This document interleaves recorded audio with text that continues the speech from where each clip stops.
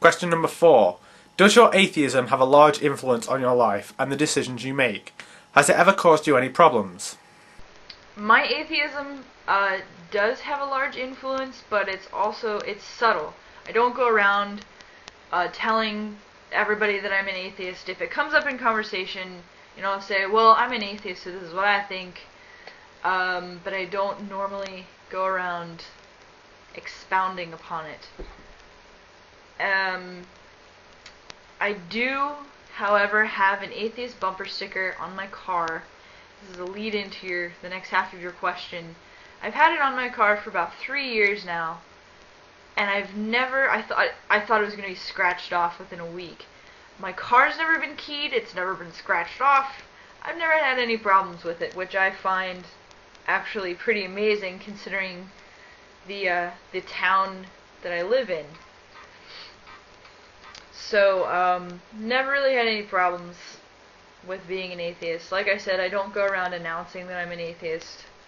So, I've not gotten in fights, really. I did get in kind of one fight over Facebook, and it was with a friend who was no longer a friend. He used to be cool, and then he became a Southern Baptist. So, any chance that he can find to argue with me over Facebook, he'll take it, and I usually just kind of ignore him. If God were real, what would you say to him? Probably the first question I would ask, in front of questions like why is there suffering and why are some people rich and some people poor, would be, what the fuck?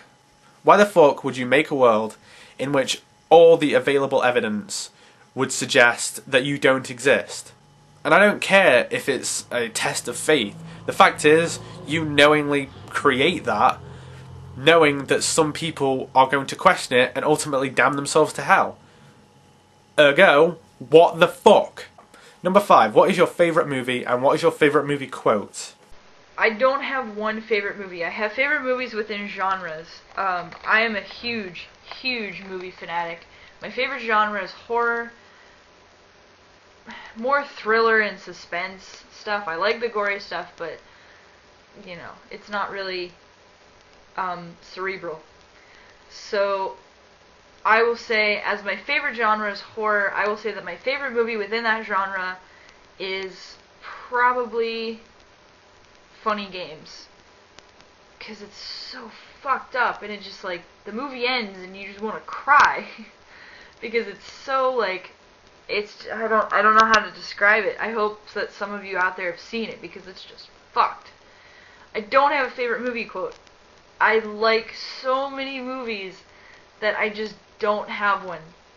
My quotes more come from books than anything else.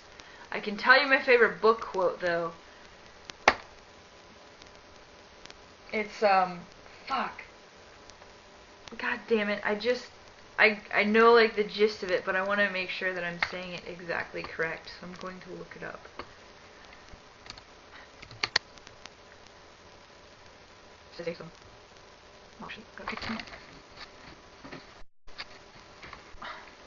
Got this from John Lewis. Oh yeah, I'm fancy.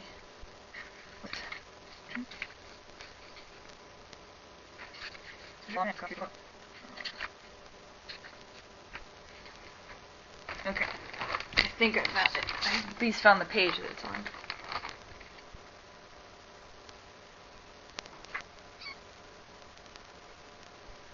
Okay. I realize this isn't a movie quote, and I just spent forever trying to look for it, and it's not even the question that you asked.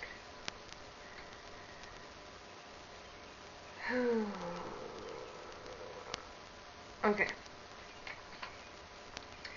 It's from a book called Generation X by Douglas Copeland, and here's the quote.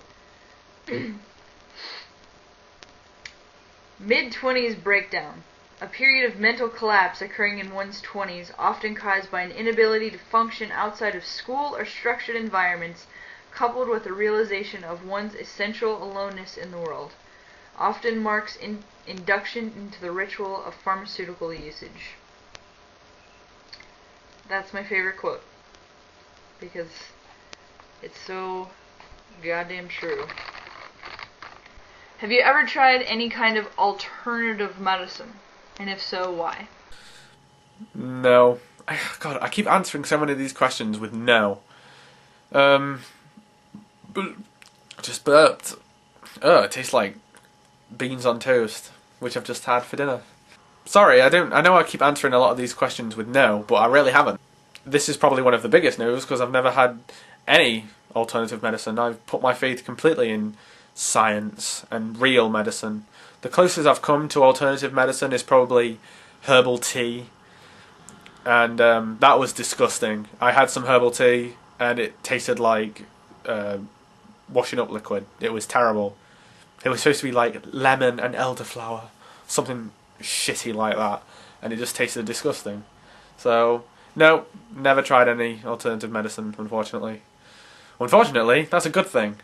Number 6. What art, and that includes music, film, literature, and obviously actual art, every single type of art there is, what art, if any, has had a profound effect on your life?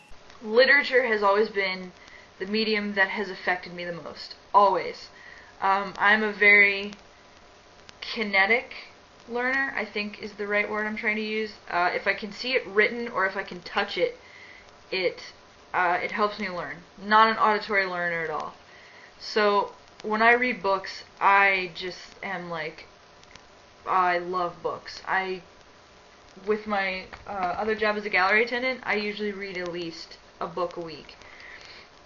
Books have always affected my life so much, so that like I've gone back to read the same book before, and like it has just given me a renewal for life. That's how much I love books. That's what happened with Generation X. I've read through it probably 3 times, and every time I read through it I find something new that applies to my life now as opposed to my life then, and I'm just like, fuck, and my mind is blown.